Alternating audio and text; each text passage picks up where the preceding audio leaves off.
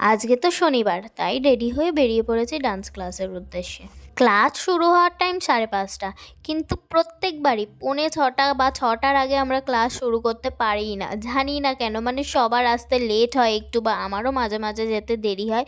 তো যাই হোক, আমি ডান্স ক্লাস করে আবার বেরিয়ে পড়েছিলাম একটু চাউমিন খাবো বলে। চাউমিন দেখে হয়তো মনে হচ্ছে পুরো 1 প্লেট, কিন্তু না, এখানে হাফ প্লেট চাও আছে, কারণ আমি 1 প্লেট কোনোদিনই খেতে পারি না।